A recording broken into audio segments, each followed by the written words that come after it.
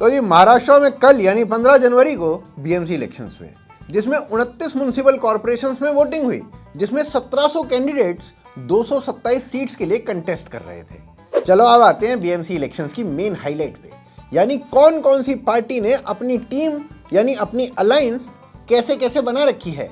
तो एक है बीजेपी और शिवसेना एकनाथ शिंदे वाली, इनकी अलायंस। एक है शिवसेना उद्धव वाली एमएनएस एनसीपी, इनकी अलायंस। और एक है इंडियन नेशनल कांग्रेस वीबीए और आरएसपीएस, इनकी अलायंस।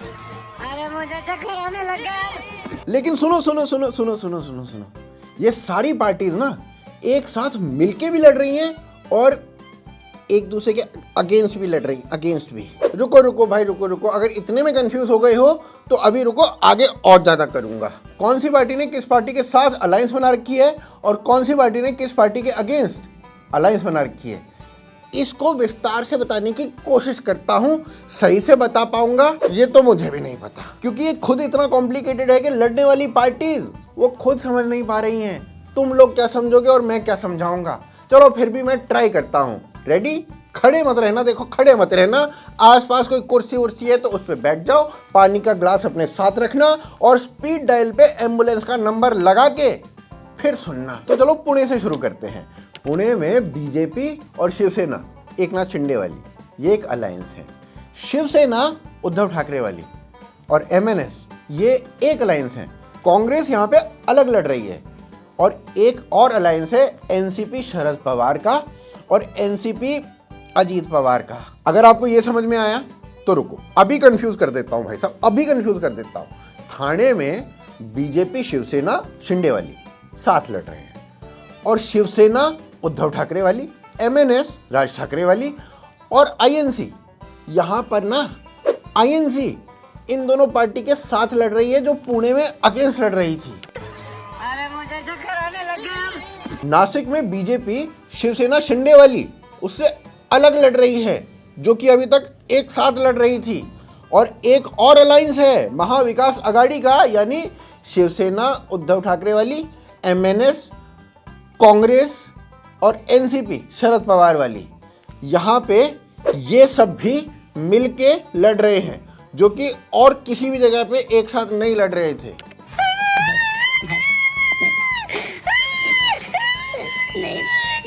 फिर कल्याण और डोंबिवली में कांग्रेस फिर से पार्टी बदल के कांग्रेस प्लस एनसीपी शरद पवार वाली और एनसीपी अजीत पवार वाली मिलके एक अलायंस बना लेती हैं और शिवसेना उद्धव ठाकरे वाली और एमएनएस ये एक और अलायंस में आ जाती हैं, जिनके साथ कांग्रेस नासिक और ठाणे में एक साथ में थी, वो यहाँ पे अगेंस्ट में हैं। मजा आया और मैं ये जो मजा है हिंदुस्तान के हर व्यक्ति को देना चाहता हूं। साला कौन किसके साथ है, किस अलायंस में है, किस कॉर्पोरेशन में है, किस कोऑपरेशन में है और किसके अगेंस्ट है, कुछ समझ में नहीं आ रहा है भाई साहब। इसको समझना मैरी कॉम के अफेयर्स के टाइमलाइन को समझने से ज़्यादा मुश्किल हो रहा है। चलो अब ना रिजल्ट्स पे आते हैं। इलेक्शन के पहले राज ठाकरे ने अन्नामलई का मजाक बनाया था और अन्नामलई को रसमलाई बोल दिया था। मैं काल भी जो बोल रही थी रसमलाई आली होती,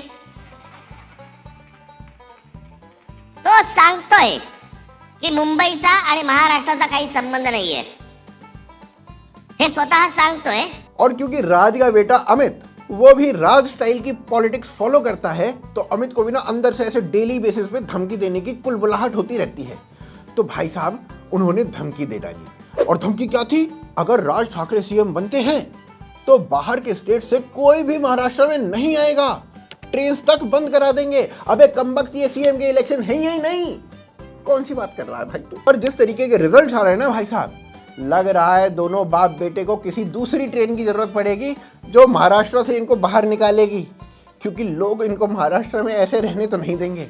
और संजय राउत और उद्धव ठाकरे, इनको तो भाई साहब ट्रेन की भी जरूरत नहीं है, दोनों के पास अपने अपने स्प्लेंडर है। बीएमसी इलेक्शंस भी बीजेपी के फेवर में आ चुके हैं। 227 वार्ड्स में से 130 वार्ड्स बीजेपी। अरे उद्धव।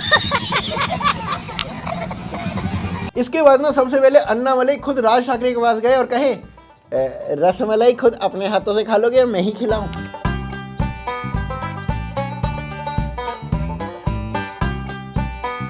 देवेंद्र फडणवीस ने जो इलेक्शंस का ग्राउंड रेडी किया था, उस लहर के आगे दोनों ठाकरे बंधु, उनकी एक भी नहीं चली।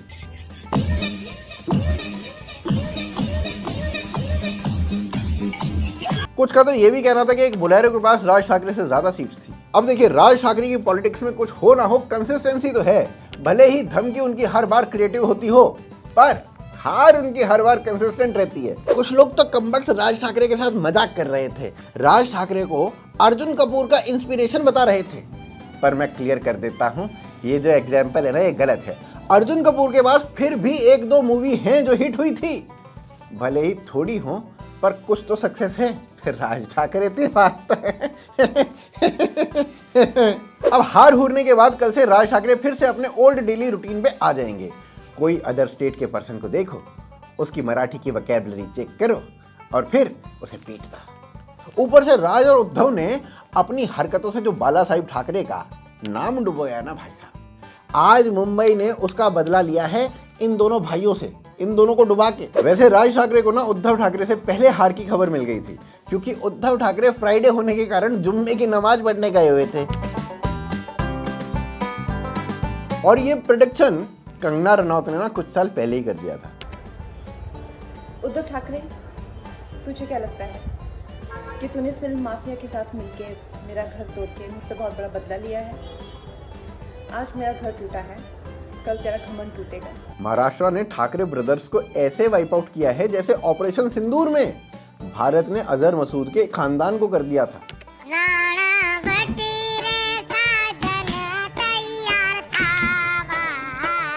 उधर से बीएमसी इलेक्शंस में यदुमुल्लों के आखिरी वंशज वो भी इलेक्शन लड़ रहे थे, पर हाल उनका भी वही रहा जो ठाकरे का था, सुपड़ा साफ करवा के ही माने, साथ में करियर भी। मोटी चोर से अच्छा परफॉर्मेंस तो AIMIM का रहा।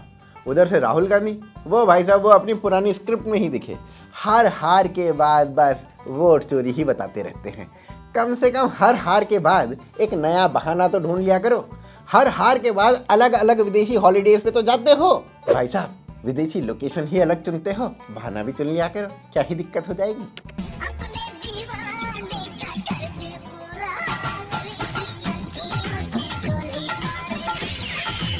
राहुल गांधी आज भी वही सपना देख रहे हैं कि भारत का जेनजी किसी दिन उठेगा, राहुल गांधी का सपना पूरा करेगा और भारत में तख्ता पलट कर देगा। अभी प्रोसेस चल रहा है, हमारे पास बहुत सारा मटेरियल है और प्रोसेस हम चलाते जाएंगे। हिंदुस्तान के जेनजी जो हैं और युवा हैं, उनको हम क्लियरली दिखा देंगे कि नरेंद्र मोदी चुनाव चोरी करके प्रधानमंत्री बना है, बीजेपी चुनाव चोरी करती है, क्लियरली बता देंगे, कोई डाउट नहीं हो। अगर भाई साहब दंगों से ही पावर में आना था तो इतनी बड़ी एंटी नेशनल पार्टी क्यों बना रखी है? पाकिस्तान में सरकार बनवाने के लिए। हाँ, वैसे भी जो हालात चल रहे हैं आपके, उसके हिसाब से इंडिया में तो आपकी सरकार बनने से रही। ऐसा करो, एक बार पाकिस्तान में इलेक्शन लड़के ही देख लो, क्या पता वहाँ पे कुछ हो जाए। वहाँ तो मशीन के नाम पे केवल मशीन गन मिलती है और EVM तो वहाँ पर है नहीं, तो बैलेट और बुलेट सब आपके फेवर में हो जाएगा। और ऐसा होने से राहुल गांधी की जो वोट चोरी की प्रॉब्लम है वो भी सॉल्व हो जाएगी। करके देखो ना एक बार ऐसा।